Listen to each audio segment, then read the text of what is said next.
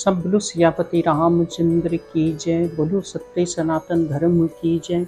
जैसा कि आप सब लोग जानते हैं कि तकरीबन 200 साल पुराना रामायण है और उसके पन्ने जो हैं इतने खस्ता हो चुके हैं कि बार बार टूटते हैं, फिर भी हम प्रयास कर रहे हैं कि इसको सुरक्षित किया जाए। आप सबका बहुत बहुत धन्यवाद जी। चौथा अध्याय। इतनी कथा कहने के बाद नारद मुनि ने कहा कि ब्राह्मणों, आप लोग सावधान होकर सुनिए और महीनों में इसके सुनने से क्या फल होता है मैं उसे कहता हूँ। ये रामचंद्र की कथा चारों वर्णों के पुरुष और स्त्रियों के मनोरथ को पूर्ण करने वाली है। रामायण का महात्म बुरे सपनों को नाश कर धन धान्य की वृद्धि करता है।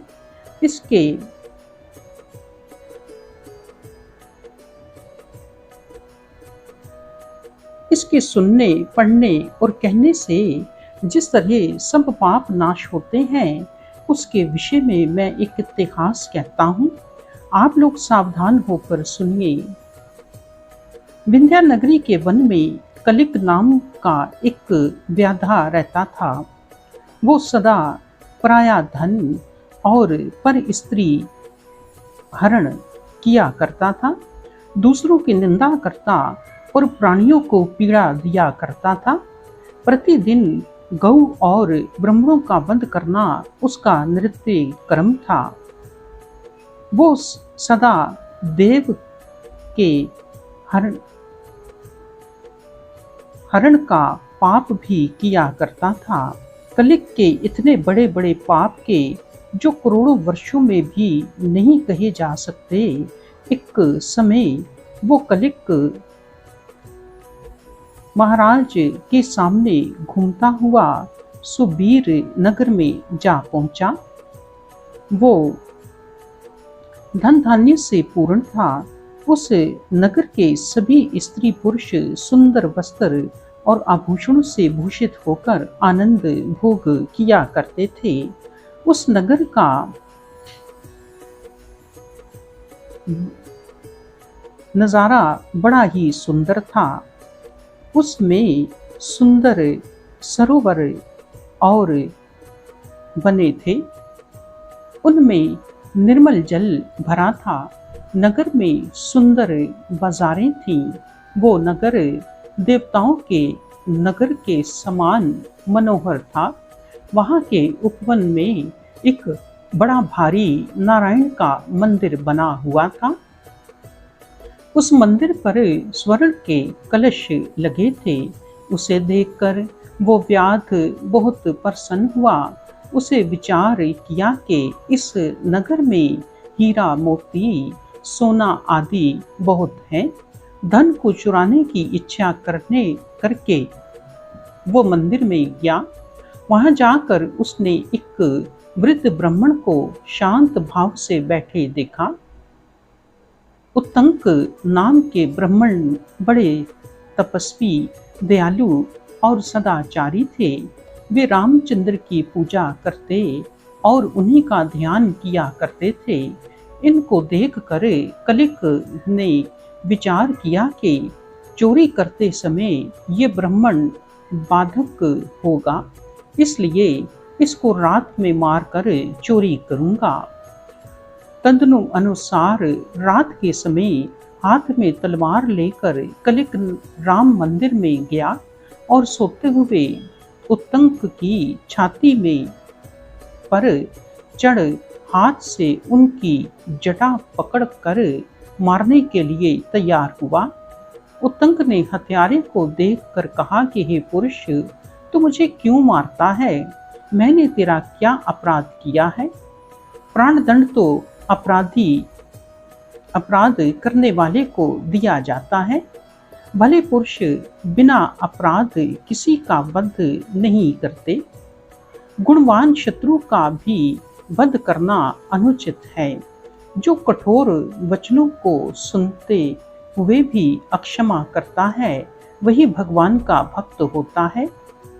शत्रु द्वारा नष्ट किए जाने पर भी श्रेष्ठ लोग उसका उसी तरह अनभल नहीं करते। जिस तरह कुल्हाड़ी द्वारा काटे जाने पर भी चंदन अपने गंध से कुल्हाड़ी को सुगंधित बना देता है, समय बड़ा बलवान है, उसमें भी दुष्ट लोग अधिक बलवान हैं, जो सज्जनों को अधिक पीड़ा किया करते हैं। वन में मृग, मछली और साधु लोग जो के संतोष को भोजन से ही प्रसन्न करते हैं, उससे भी धीवर, लुबद्धक और चुगल लोग कारण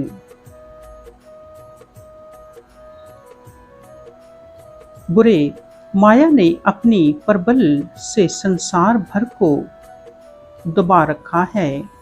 पुत्र मित्र सब दुख देने वाले हैं। यहाँ पर थोड़े से शब्द नहीं हैं। अकेले ही खाली हाथ जब इंसान की मृत्यु हो जाती है तो वो अकेले ही इस खाली हाथ चले जाएंगे। ये मेरी माँ है, वो मेरा पिता है, ये मेरी स्त्री है, वो पुत्र है, घर है, संपत्ति है। ये झूठी ममता प्राणियों को पीड़ित करती है। कुटुंब के लोग तभी तक साथ रहते हैं जब तक वो धन बटोर कर लाता है, पर यहाँ और परलोक तक के लिए सच्चा साथ देने वाला उसका धर्म और अधर्म ही रहता है। पाप द्वारा धन उपार्जन करने वाला पाप का फल अकेला ही भोगता है, परंतु उसके उपार्जित धन को कुटुंब के सभी भोग भोगते हैं। उत्तंक की इन बातों को सुनकर कलिक डर गया। उसने हाथ जोड़कर कहा कि हे ऋषिवर, आप मेरा अपराध अक्षमा करिए। कलिक एक तो रामचंद्र के मंदिर में खड़ा था, उस पर भी ऋषि की उत्तम वाणी सुन रहा था। इन दोनों के प्रभाव से वो पाप रहित हो गया। उसे अपने कर्म पर पश्चाताप होने लगा। उसने हाथ जोड़कर कहा कि हे ब्राह्मण, मैं घोर पातकी हूँ। मैंने अपने जीवन में अनेक पाप किए हैं, पर आज आपके दर्शन के प्रभाव से मेरा सभी पाप नष्ट हो गया है। हे देव, बताइए मैं किसकी शरण में जाऊं, जहां मेरे घोर पापों का नाश हो। पूर्व जन्म के कर्म अनुसार तो मैं इस महान नीच जाति में उत्पन्न हुआ हूँ। अब इस जन्म के पापों से कहाँ जाकर जन्म ग्रहण करूँगा। कलिक की उत्तम बातों को सुनकर ब्राह्मण श्रेष्ठ उत्तंक ने कहा कि हे लुबद्धक, तुम धन्य हो, तुम्हारी बुद्धि बड़ी पवित्र है। इसी से तुमने संसारी दुखों से छूटने की इच्छा की है। हे बुद्धिमान, तुम चैत्र मास के शुक्ल पक्ष में 9 दिनों तक रामायण की कथा सुनो। उस रामायण के प्रभाव से तुम्हारे सभी पाप नष्ट हो जाएंगे। कलिक के कहने से उत्तंक ने उसे रामायण की कथा सुनाई, जिसे सुनते ही वो पापों से छूट गया। पाप रहित होते ही उसके प्राण पखेरु निकल गए। कलिक को इस तरह मरा हुआ देख कर, क्षमा चाहता हूँ जी, यहाँ से थोड़ा सा बटा हुआ है। उन्होंने भगवान नारायण की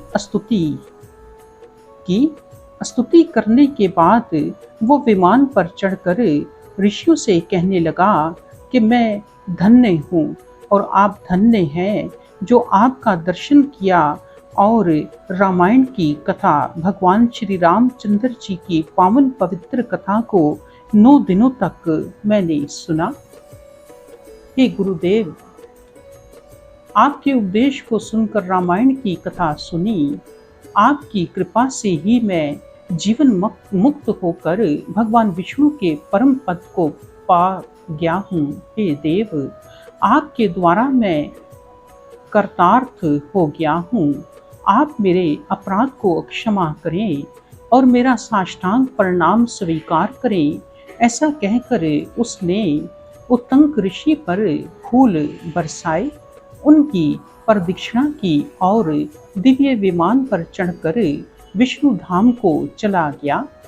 इस कथा को कहकर देव ऋषि नारद ने कहा कि हे ऋषि वरो, चैत्र मास के शुक्ल पक्ष में 9 दिनों तक सावधानी से रामायण की कथा सुनने से कल्याण होता है। इसके अतिरिक्त भी सब ऋतुओं में कहने सुनने से कल्याण ही होता है। हे ब्रह्मणों, आपके प्रश्नों का हमने उत्तर दिया। अब यदि और भी सुनने की इच्छा हो तो कहो, हम और भी कह सकते हैं। वाल्मीकि रामायण महात्म का 4था अध्याय समाप्त हुआ। सब बोलो सियापति रामचंद्र की जय। सब बोलो सियापति रामचंद्र की जय। सत्य सनातन धर्म की जय।